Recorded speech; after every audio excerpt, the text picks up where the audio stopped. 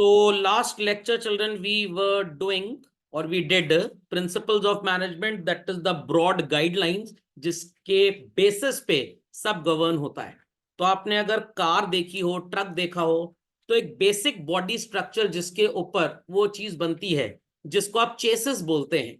What it clear? या आपने अगर घर या कोई बिल्डिंग देखी हो तो फाउंडेशन स्टोन होता है, पिलर्स बनाए जाते हैं, फिर उसके ऊपर बिल्डिंग बनती है, वॉल्स बनती है एंड ऑल दैट। तो वही प्रिंसिपल्स ऑफ मैनेजमेंट वही है। जितने मजबूत प्रिंसिपल्स होंगे ऑर्गेनाइजेशन उतना तेजी से ग्रो करेगा और लॉन्ग टर्म टिका रहेगा। तो अगर आपके घर की फाउंडेशंस बनाते समय दीमक वाली दवाई नहीं डाली जाएगी चिल्ड्रन, तो कुछ साल बाद क्या होगा? खराब हो जाएगी। कैसे खराब होगी ये बताना है ना?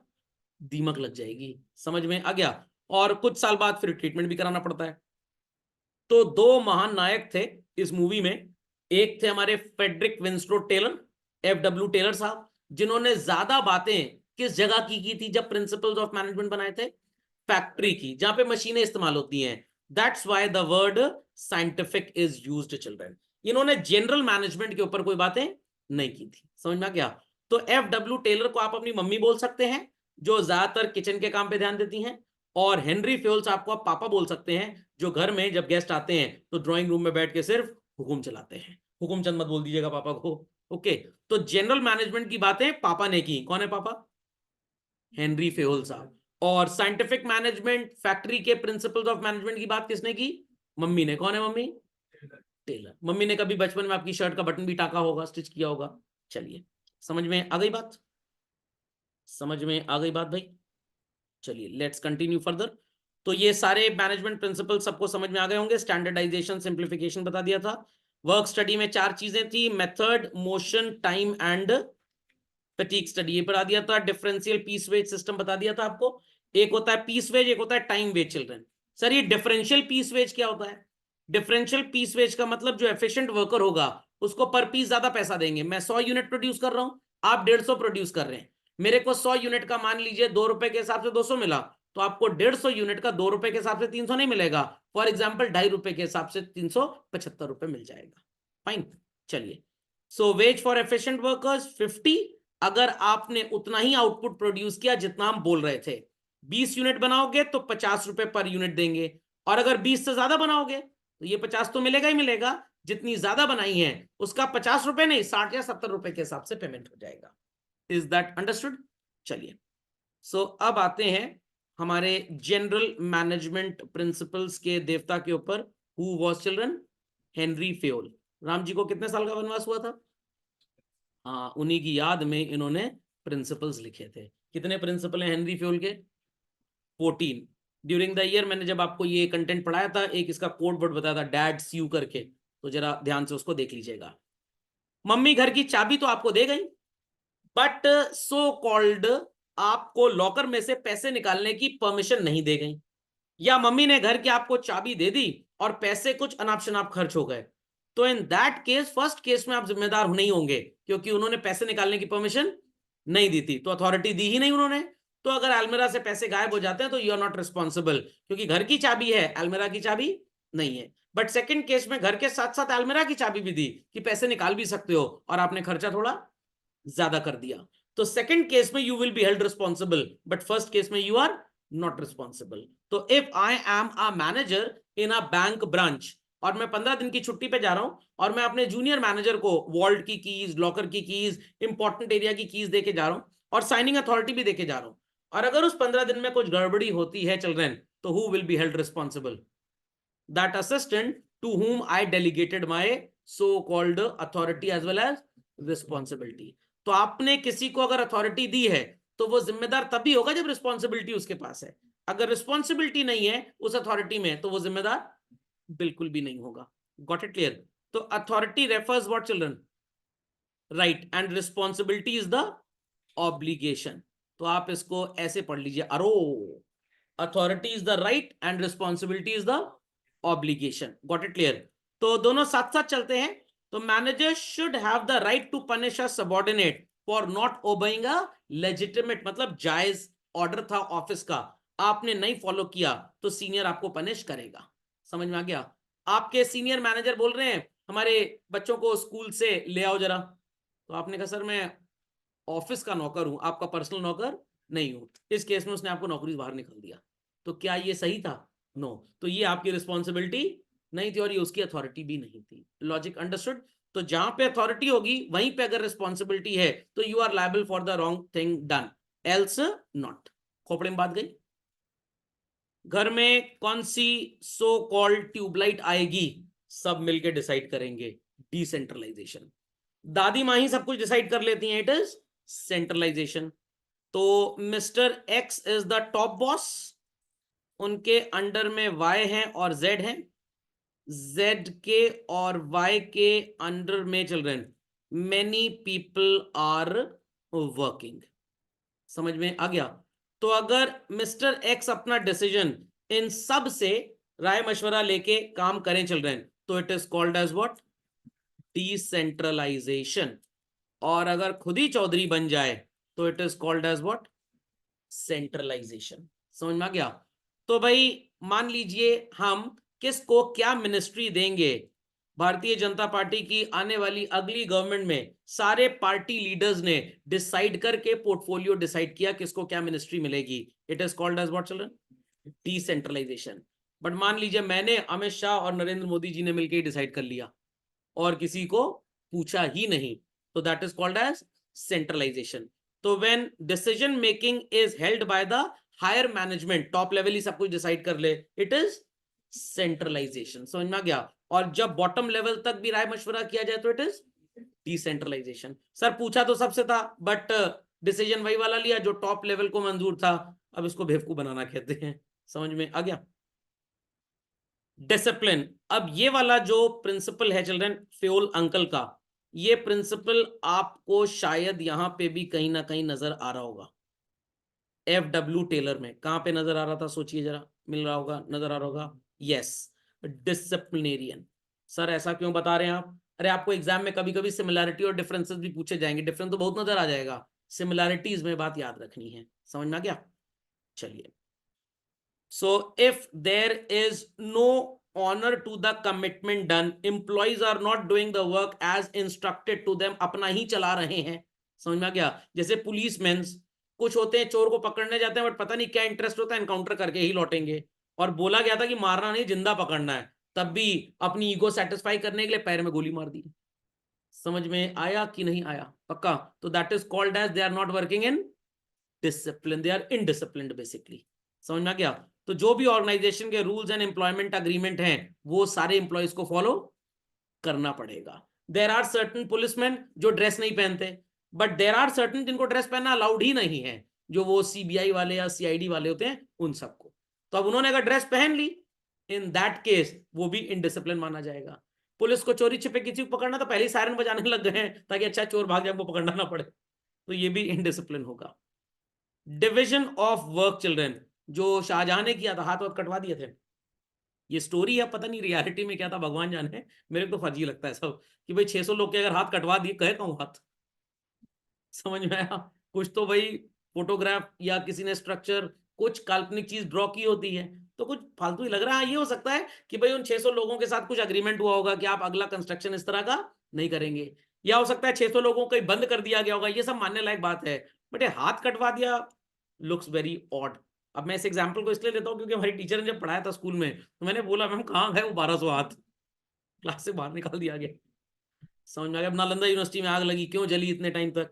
करेक्ट आंसर तो ये था भाई, बुक्स, स्कल्पचर्स, स्क्रिप्ट्स बहुत थी वहां पे। बट एक बात ये भी हो सकती है सर, फायर ब्रिगेड नहीं था, इनएफिशिएंट था fire brigade system.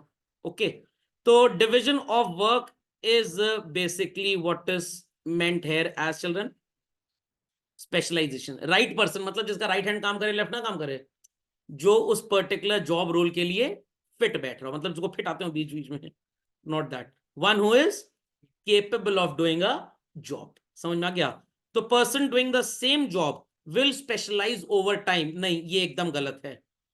Supplemented by proper training, only then ही will be able to specialise. अगर आप गलत ट्रेनिंग किसी को दे देंगे और बार बार वही काम कर रहा है, सही कर लेगा? Practice makes the man perfect, yes, in what he is doing only. तो परफेक्ट का मतलब ये नहीं कि अपग्रेड हो जाएगा, वो गलत कर रहा है, आप 100 बार कोई चीज गलत करें तो आप प्रैक्टिस गलत की कर रहे हैं, सही की नहीं कर रहे हैं। तो तो जब प्रॉपर ट्रेनिंग देंगे तभी वो स्पेशलाइज करेगा, एल्स वो स्पेशलाइज नहीं करेगा। और इसी से हमारा आउटपुट टाइम पे भी पूरा होगा और कॉस्ट भी मिनिमम आएगी। समझ में आ गया? तो डिवीजन ऑफ वर्क आपको कहीं नजर आ रहा था बच्चों टेलर अंकल में? देखते जाइए, देखते जाइए, देखते जाइए। डिवीजन ऑफ वर्क नजर आ रहा था? नहीं नजर आ रहा? अरे स्क्रीन पार हो गई भाई। ये सब क्या है? डिवीजन ऑफ वर्क ही तो है भाई, अलग अलग इंसान को अलग अलग काम दिया गया है। उसके बाद थोड़ा सा डिवीजन ऑफ वर्क में चल रहे हैं, ये फटीग स्टडी भी तो आ जाएगा भाई, मोनोटोनस ना हो जाए जॉब। अब ऐसा नहीं कि मैनेजर बैंक का बड़ा मोनोटोनस हो गया, अच्छा तुम अब 3 महीना चपरासी काम करो। चपरासी कह रहे मैं भी बहुत मोनोटोनस हो चुका, अच्छा तुम अब मैनेजर का काम करो, ऐसा होगा? नो। ब्रांच में भी शिफ्टेड, एक्स ब्रांच से वाई ब्रांच में उसको भेज दिया गया, दूसरे नए खड़ूस चेहरे नजर आ रहे हैं वहां पे। समझ में आ गया चिल्ड्रन? तो ये सब चीजें इंपॉर्टेंट है। सब लोगों को स्पिरिट पे ला देंगे, मार डालेंगे? नो। एस्पिरिट जी कॉप्स का मतलब क्या होता है children? There should be cooperation and team work. अब आपके टेलर अंकल में कहीं कोऑपरेशन और टीम वर्क नजर आए तो बताइएगा, कहीं नजर आ रहा है children cooperation and team work? देखिए देखिए देखिए, अब नजर आ रहा होगा, साफ साफ लिखा है भाई। और इसका भी तो कंटेंट है, समझ में आ गया? तो हार्मनी नॉट डिस्कॉर्ड, मतलब हम अपने मालिक से लड़ेंगे नहीं, बहला के फुसला के प्लीज प्यार से, जैसे कुत्ते को सहलाते हैं ना, तो मालिक अपने एम्प्लॉय को कुत्ते की तरह ही सहलाएगा। समझ में आया? तो आप नहीं पढ़ रहे हैं, बचपन में मम्मी ने लालच दिया होगा चलो किंडर जॉय ले देंगे, तब 25 रुपए की आती, 30 रुपए की। अब मम्मी अगर ये सोचेगी नहीं पढ़ रहे, आपके हाथ काट दे, मम्मी से आ जाए क्या? या भाई थोड़ा डरा धमका दिया मान लीजिए, या नहीं मान रहे बहुत बार तो कान के नीचे 1-2 लगा भी दिया। बट अब कुछ हैवी ड्यूटी बॉडी भी हो गई है, मम्मी को भी डर लगता है, पता लगा झापड़ पर हमारा हाथ ही टूट गया, तो mummy also doesn't take risk, teacher को फोन करेंगी, सर जरा इनको समझाइए, अरे मेरे को बाड़े गुंडा हो गए जो समझाऊं। तो हार्मनी नॉट डिस्कॉर्ड का मतलब होता है कि भाई एम्प्लॉय और एम्प्लॉयर का रिश्ता बड़ा कॉर्डियल होना चाहिए। समझ में आई बात कि बिल्कुल नहीं आई बात? नहीं समझे? समझ गए? चलिए, कोऑपरेशन समझ में आ गया बच्चों? चलिए, तो मैं ये बातें आपको क्यों बता रहा हूं, क्योंकि भाई सारा रटना तो पॉसिबल है नहीं, तो बस ये आप याद रखेंगे, वहां कोऑपरेशन था, यहां स्पिरिट डी कॉप्स हो गया है। Got it clear? A manager should replace I with we. अब आई विद वी बच्चों आपको यहां पे नजर आता है बहुत साफ सुथरा, development of each and every person to his और हर ग्रेटेस्ट एफिशिएंसी। आप अपना जितना ज्यादा आउटकम अपने ऑर्गेनाइजेशन को देंगे, ऑर्गेनाइजेशन आपके लिए भी सोचेगा, क्योंकि पहले आपने उसके लिए सोचा है। तो एस्पिरिट डी कॉप्स इन दोनों पॉइंट्स को कवर करके यहां पे बन गया है। Got it? समझ में आ गया? So there should be mutual trust, और एम्प्लॉय को ऐसा लगे कि एम्प्लॉयर मेरे को बहुत इंपॉर्टेंट मानता है ऑर्गेनाइजेशन में। Equity, management should be kind, fair and impartial in dealing with its subordinates. ये नहीं कि इक्विटी का मतलब सब लोग इक्विटी शेयर की जर्नल एंट्री बताओ क्या होगी, ऐसा नहीं होगा। तो here equity is somewhat called as equality. Fayol does not rule out use of force sometimes. There should be no discrimination with regards to senior or junior employee. अब ये नहीं कि मैनेजिंग डायरेक्टर की सैलरी 1 करोड़ रुपए महीना है तो चपरासी की भी 1 करोड़ कर देंगे, no no no. According to capability people should be paid. Mail हो चाहे फीमेल हो, कोई भी जेंडर हो, कोई डिस्क्रिमिनेशन नहीं होना चाहिए कि फीमेल्स को हम ज्यादा सैलरी देंगे या मेल्स को कम, या मेल्स को ज्यादा सैलरी देंगे और फीमेल्स को कम, नथिंग लाइक दैट। बूढ़ा इंसान है 55 साल का, इसकी तनख्वाह कम कर दो, 35 साल वाला इसकी तनख्वाह बढ़ा दो, नथिंग लाइक दैट। क्या इक्विटी जैसा कुछ नजर आ रहा था बच्चों? इक्विटी जैसा कुछ नजर आ रहा था? आंसर यहां नहीं नजर आ रहा थोड़ा सा? अगर आपका एफिशिएंसी लेवल मेरे से ज्यादा है तो you will be promoted first, I will be promoted next. Rule of thumb, अंगूठा छाप नियम, भाई जो पहले आया उसको पहले प्रमोट करो, जो बाद में आया उसको बाद में। तो science not a rule of thumb, वहां का इक्विटी ही लग रहा है यहां पे। फाइन, चलिए moving ahead, moving ahead. Initiative children, अब इनिशिएटिव का मतलब क्या होता है? 10 लोगों को बोला गया कि सो एंड सो प्लान बनाइए। अब 10 में से 2 ने इनिशिएटिव लिया और एक बढ़िया सा सेल्स स्ट्रैटेजी बनाकर एम्प्लॉयर को दिया। तो डेफिनेटली अगर उस प्लान से सेल्स बढ़ जाती हैं तो एम्प्लॉयर किसको प्रमोट करेगा? One who took the initiative और others who were just seeing them. One who took the initiative. Got it clear? Class में भी भाई टीचर ने पूछा 50 बच्चों की कौन मॉनिटर बनना चाहता है, 2-4 कह रहे हैं हम मॉनिटर बनना चाहते हैं, तो इन that case what those 2-3 people did, initiative. सबको तो मॉनिटर बना नहीं दिया जाएगा 50 को, तो भाई 3-3 महीने के लिए मॉनिटर बना दिया जाए। एक जो टीचर को लग रहा था किसी काम के लायक नहीं है, बट अगर मॉनिटर नहीं बनाएंगे तो हो सकता है आत्महत्या कर ले, तो उसको जून के महीने मॉनिटर बना दीजिए, जनवरी के महीने मॉनिटर बना दीजिए जब छुट्टियां रहती हैं स्कूल में। It does not mean going against the established practice of the company for the sake of being different. But again, जो भी काम बोला गया है उसको थोड़ा बेटर कर पाए, इससे हमारी कॉस्ट और टाइम क्या होगा चलन, रिड्यूस होगा। और अगर ये एम्प्लॉय का आइडिया काम कर गया तो ही शुड बी रिवॉर्डेड। खोपड़े में बात गई या बिल्कुल नहीं गई, समझ में आगे इनिशिएटिव का मतलब क्या है। चलिए, आपने वो मूवी देखी है चलन, मिशन मंगल? तो उस मूवी में वो कुछ लेडीज थी, in spite of short budget उन्होंने क्या सोचा कि नहीं भाई हम मार्स मिशन तो पूरा करेंगे ही करेंगे। तो what they took children, they took an initiative. समझ में आ गया? और एक खड़ूस साइंटिस्ट भी था साथ में, याद करिए। चलिए, ऑर्डर ऑर्डर ऑर्डर। अब ये क्या होता है, वकील साहब वाला order? No, things should be kept at right place. देखते हैं हमें ऑर्डर जैसा कुछ नजर आए चिल्ड्रन। देखिए यहां पे नजर आ रहा है कुछ ऑर्डर से रिलेटेड। मोशन स्टडी में जो आपके टूल्स एंड इक्विपमेंट्स हैं वो आपके अगल बगल होने चाहिए। स्टैंडर्डाइजेशन ऑफ वर्क भी थोड़ा बहुत ऑर्डर से रिलेटेड है। जो साइज ऑफ द कमोडिटी है, जो शेप स्ट्रक्चर होगा, वो एकदम सही होना चाहिए। तो सबसे ज्यादा तो यहां पे मोशन स्टडी इसको कोरिलेट करती है, और ऊपर आपको कहीं ऑर्डर ऑर्डर ऑर्डर फॉर्डर नजर नहीं आएगा। ठीक। फेयर रेम्यूनरेशन, थोड़ा बहुत ये पॉइंट इक्विटी से रिलेटेड है चिल्ड्रन। फेयर रेम्यूनरेशन में सीधे हम तनख्वाह की बात करते हैं। इक्विटी में हम ये बोलते हैं कि भाई अगर कोई इंसान हॉस्पिटल में डॉक्टर है और कोई बच्चों हॉस्पिटल में नर्स है, तो definitely doctor would be paid more and nurse would be comparatively less paid.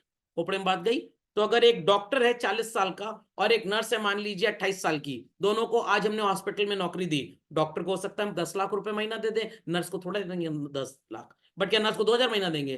फिर वो बॉडी पार्ट्स निकाल के बेचने लग जाएगी।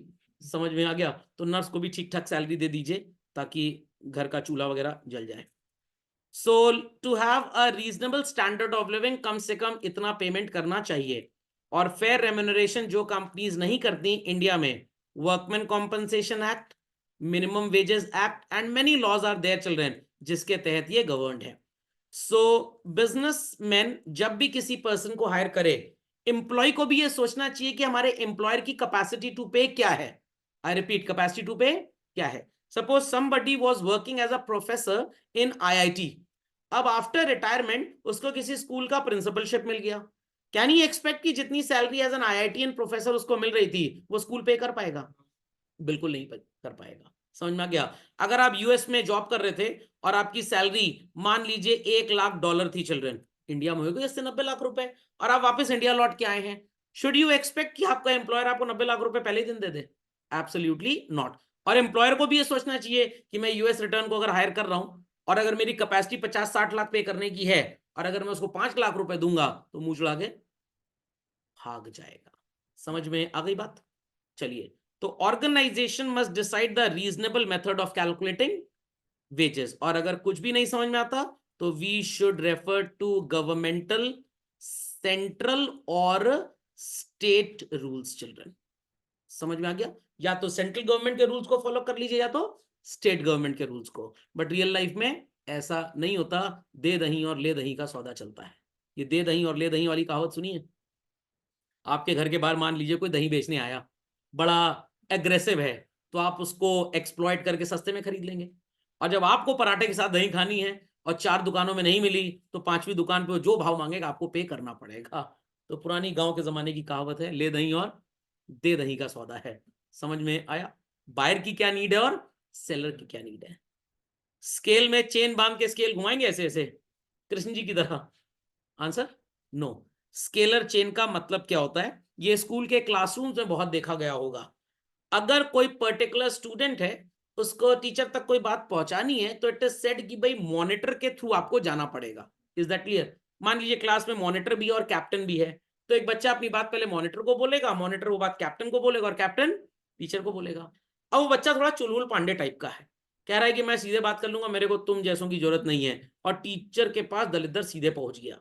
टीचर ने बोला भाई तुम तो गड़बड़ ऑर्डर में आ गए हो, सीक्वेंस में आ गए हो, तो तुम्हें इनके अरे ये दोनों जो लोग आपने एम्प्लॉय किए ना, ये बड़े चापलूस टाइप के हैं, ये उल्टी पुल्टी बात आप तक पहुंचाते हैं, तो मैं सोचा मैं डायरेक्ट ही आ जाऊं। तो what that child is doing, scalar chain.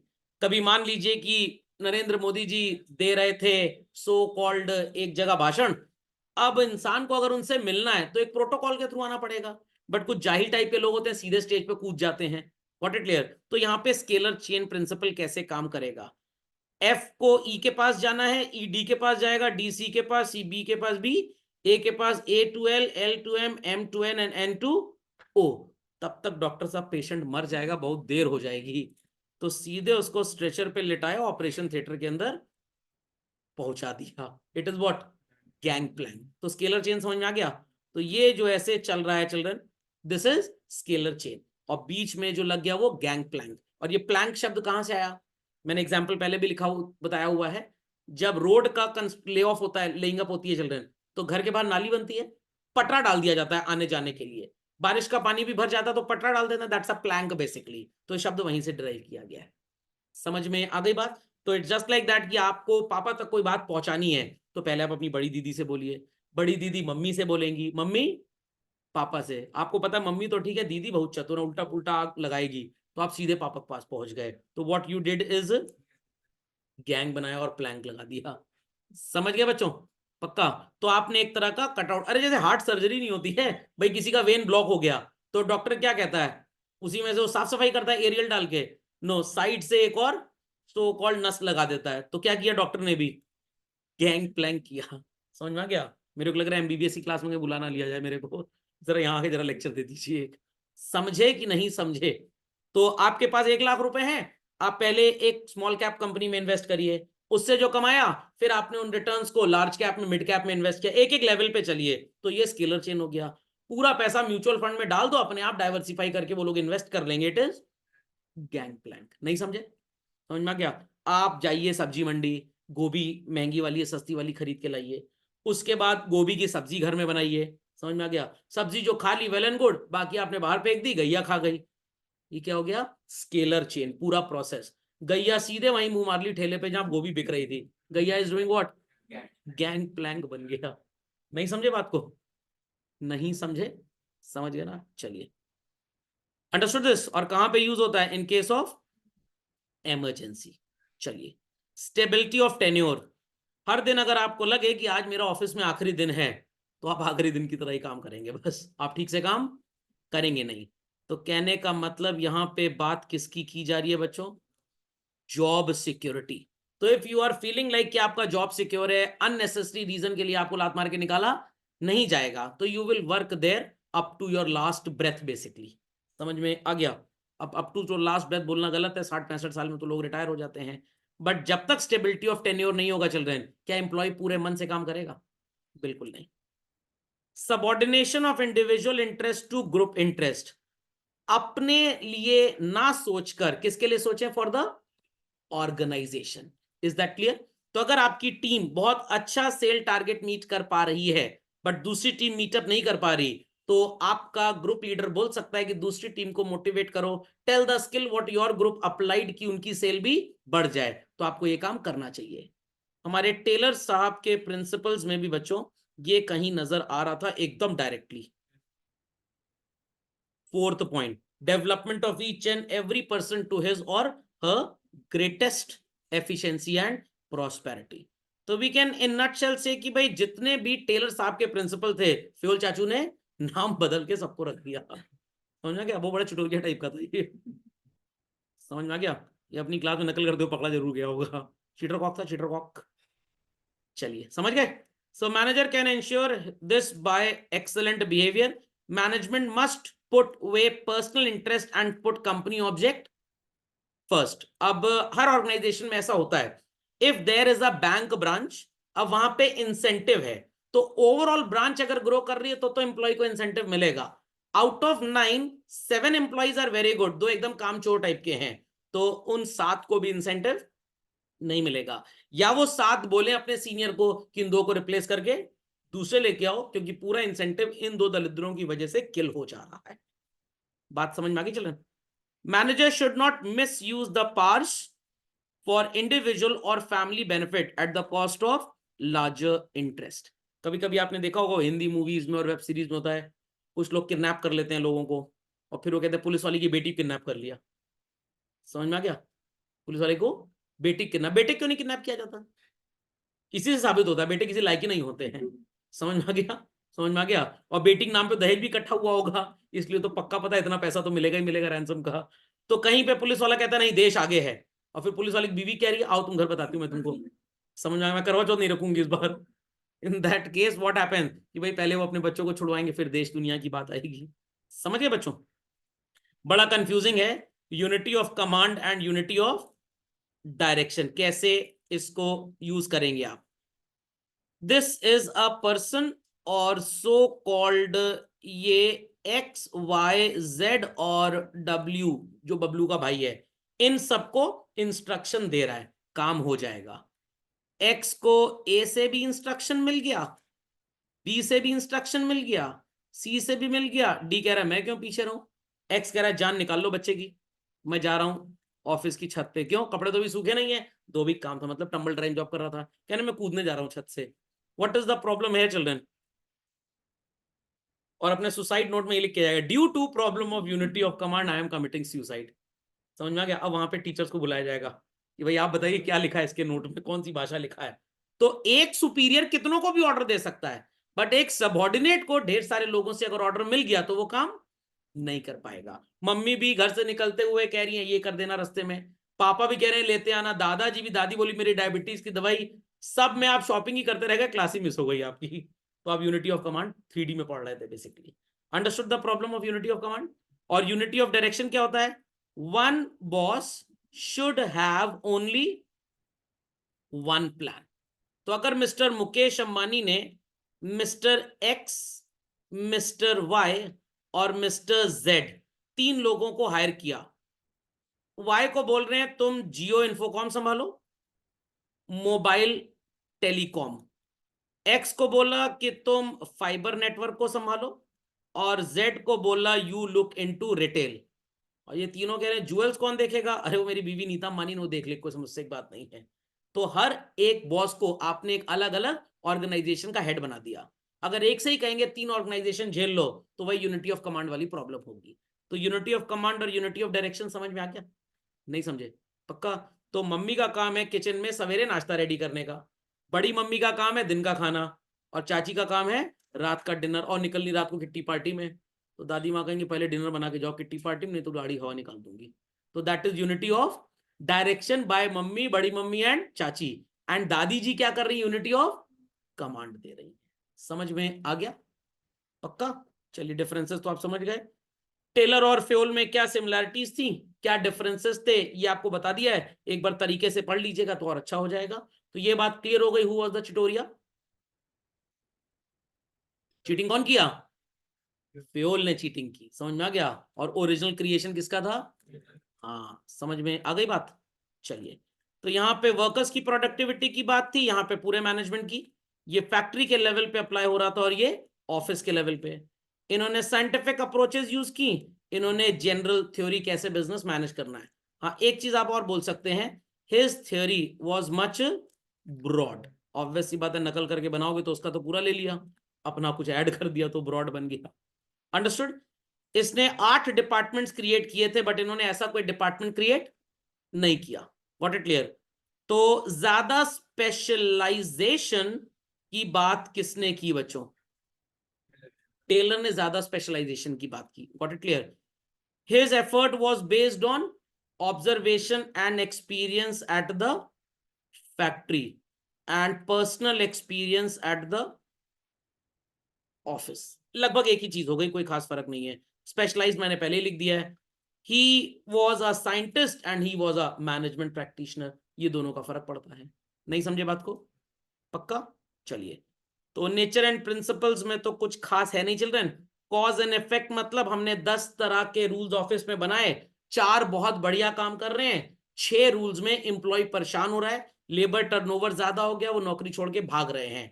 तो आप प्रिंसिपल्स में उन 4 को तो रख सकते हैं, 6 को नहीं रख सकते। Got it clear? जो पॉजिटिव रिस्पॉन्स दे रहे हैं वील कीप दोस रूल्स, जो 6 नेगेटिव रिस्पॉन्स दे रहे हैं हम उन रूल्स को नहीं रखेंगे। समझ में आ गया? और ये प्रिंसिपल्स ऑफ मैनेजमेंट जितने भी ये चल रहे हैं, it is to be seen कि जब ये प्रिंसिपल हमारे ऑफिस में अप्लाई हो रहा है तो इसका इफेक्ट क्या आ रहा है। तो कहने का मतलब if the effect is positive will continue use it, अगर इफेक्ट नेगेटिव है तो क्या करेंगे, क्या करेंगे, अप्रोच डिफर कर देंगे। They are applicable on every type of organisations and at all level, चाहे टॉप लेवल हो, चाहे मिडिल लेवल हो, चाहे लो लेवल हो।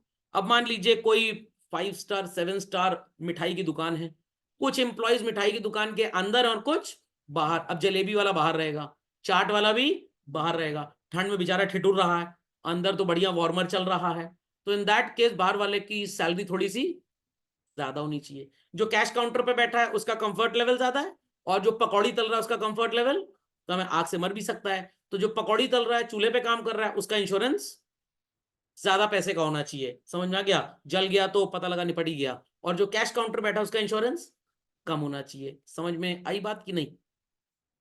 Based on human behaviour what I feel like is good, if it is applied and positive results are generated तो हम उसे apply करेंगे, और अगर नेगेटिव रिजल्ट जनरेट हुए तो नहीं करेंगे। समझ में आ गया? और दोनों के सो कॉल्ड पर्सनल बिहेवियर पे ही प्रिंसिपल्स बने। Children flexible according to the needs of the society, we should और should not change. We should, एक जमाना था जब आपके घर में कपड़े धुलने वाली धोबन हाथ से कपड़ा धुलती थी, आज वो भी बहुत नौटंकी कर रही है, और वो कपड़ा किससे धुलती है? Washing machine. अगर आपका नहीं हाथी से धुलो, जयराम जी की। क्योंकि अब मैंने बताया था ना 3 जनरेशन ऑफ एम्प्लॉइज। हमारे दादाजी की जनरेशन कैसी थी, मार भी खाएंगे बट नौकरी नहीं छोड़ेंगे। समझ में आ गया? उसके बाद वाली जनरेशन कह रही मारो तो छोड़ के चले जाएंगे, मुंह से बोलो जितना बोलना है, अब बोल के देखो हिम्मत है तो हम ऐसे ही घूर के देखे तो हम चले जाएंगे। समझ में आ गया? क्यों? क्योंकि अब की जनरेशन जो जॉब कर रही है वो सिर्फ नीड्स के लिए जॉब नहीं कर रहे, वो सिर्फ स्टैंडर्ड ऑफ लिविंग मेंटेन करने के लिए जॉब कर रहे हैं। तो इसलिए उनको अगर आपने बहुत ज्यादा बोला तो फिर नाराज हो जाएंगे वो। समझ में आ गया? कंटेंजेंट मतलब unforeseen. Children situation to situation it keeps on changing, is that understood? अब मान लीजिए भाई ऑर्गेनाइजेशन में रूल है, सब यंगस्टर्स काम कर रहे थे, जब जिसकी शादी होगी उसको 1 वीक का हॉलीडे देंगे, ताकि घर में थोड़ा एडजस्टमेंट वगैरह कर ले, अपनी बीवी को समझा दे कि हमारा ऑफिस ऐसे चलता है, नहीं तो डाइवोर्स हो जाएगा। अब पहली बार 10 साल में किसी के पेरेंट की डेथ हो गई, अब भाई क्या बोलेगा? पड़ोसी बोलेगा तुम फूक के चले आओ या दफनाक चले आओ? नो। तो उसने अपने एम्प्लॉयर से बोला भाई मेरे को कम से कम एटलीस्ट 4 डेज का ऑफ दे दीजिए। भाई अभी सोचा कि अभी तक तो ऐसा रूल सिर्फ शादी पे अप्लाई होता था, क्योंकि अभी तक किसी एम्प्लॉयर के गार्जियन की पेरेंट की डेथ हुई नहीं, तो ये भी रूल इंसर्ट कर दिया गया कि डेथ पे 4 दिन की छुट्टी मिलेगी और शादी पे 3 दिन की, टोटल 1 हफ्ते की थी ना। समझ में आ गया? ज्यादा छुट्टी नहीं देंगे। समझ में आ गया? और शादी आजकल कौन 5 दिन चलती है, मतलब होने के बाद भी चल जाए बहुत बड़ी बात है। चलिए, formed by practice and experimentation, ये रूल्स एकदम साइंस की तरह। Water boils at 100 degree centigrade सुना होगा, तो वैसे ही अलग अलग ऑर्गेनाइजेशन में देखा गया, जिन ऑर्गेनाइजेशन में मेल डोमिनेट करते थे ओवर फीमेल्स, वहां सोचा गया चलो फीमेल्स को कम सैलरी देते हैं, धरना प्रदर्शन चालू कर दी। मेल्स को ज्यादा सैलरी देते हैं तो इन दैट केस नौकरी कोई करने आ ही नहीं रहा है, तो फिर सोचा गया भाई फेयर रेम्यूनरेशन का प्रिंसिपल होना चाहिए। एम्प्लॉय ने थोड़ी सी गलती की, खड़ूस टाइप का मालिक था, एम्प्लॉय को निकाल दिया नौकरी से, तो बाकी एम्प्लॉयज के अंदर डर आ जाएगा भाई यहाँ स्टेबिलिटी ऑफ टेन्योर तो है ही नहीं, क्या वो लोग काम करेंगे मन से? Absolutely not. तो ये सब बातें जब सोची गई तो ये प्रिंसिपल्स एज सच बनाए गए। समझ में आई बात की नहीं? आपके घर में एक रूल है कि 10 बजे के बाद सब सो जाएंगे, बट पढ़ाई का बर्डन इतना ज्यादा है कि आपको 12-1 बजे तक तो पढ़ना ही पढ़ना है, तो आपके लिए this rule would be change और विल बी सेम। 10 बजे सोना चाहे फेल हो जाओ कल एग्जाम में, it would be changed basically. समझ में आया? सबको 8 बजे तक घर के अंदर आ जाना है, बट अभी आपके भैया का जॉब लग गया, वो नाइट शिफ्ट है, यूएस की कंपनी है, उनको ऑफिस ही शाम को 7 बजे चालू होता है, सब घर के अंदर वो घर के बाहर। तो दादाजी शुड चेंज द रूल, या भैया कुछ प्लान करें दादाजी के लिए? प्लान करें मतलब कहीं और भेज दें उनको, हरिद्वार ऋषिकेश वगैरह।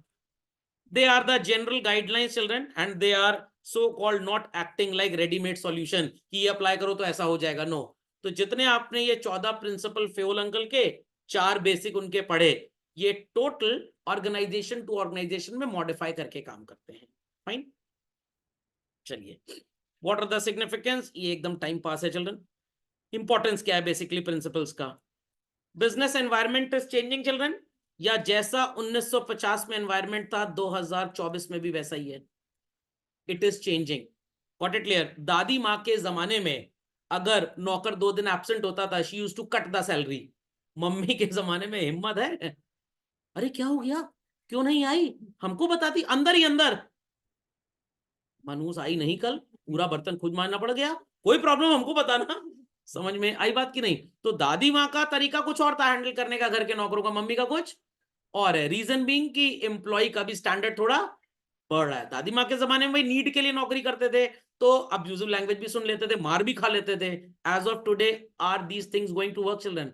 बिल्कुल नहीं। Decisions are scientific, that is they are based on logic. Efficient हो तो प्रमोशन मिलेगा, नहीं तो प्रमोशन नहीं मिलेगा। Got it clear?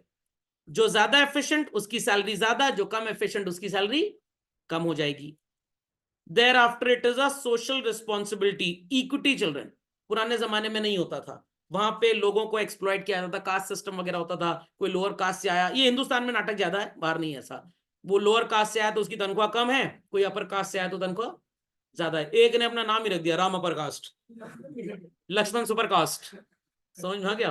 किसी को तो नाम है, मेरा नाम द्रौपदी हायर कास्ट है, ये सर ने मेरा हायर कास्ट।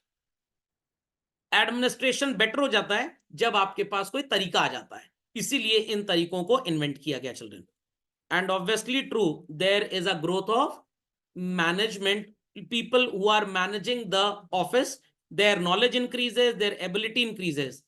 जब हम करते हैं एक एप्लीकेशन, जिसे क्या बोलते हैं चिल्ड्रन? डेलीगेशन। और कैसे आप एक अच्छे मैनेजर बन सकते हैं? By doing these time pass courses called as महाबेकार आदमी एंड बहुत बेकार आदमी। अब सर ये महाबेकार क्यों बोल रहे हैं आप? भाई आपने अच्छे इंस्टीट्यूशन से किया, अकल है आपके पास, तो भाई फायदा है। किसी टाइम पास बाबू झोला साहब इंस्टीट्यूट ऑफ टेक्निकल स्टडीज से एमबीए बीबीए कर लिया, तो झोला ही लेके टहलेंगे बस। समझ गए बच्चों? पक्का? तो अगर आपकी मम्मी आपके नौकर से बड़े प्रेम व्यवहार से बात करती हैं, बट आपके ऊपर हमेशा गुस्सा करती हैं, तो समझ लीजिएगा she is the best manager of the world, क्योंकि उनको पता है आप कहीं ना जाने वाले। और अगर उसके ऊपर गुस्सा किया, वो भी कहीं नहीं जा पाएंगी, फिर उन्हीं घर का सारा काम करना पड़ेगा। समझ में आ गया? चलिए, तो बाकी अपनी बुक से भी पढ़ लीजिएगा, कोई डाउट होगा तो पूछ लीजिएगा। चलिए बच्चों।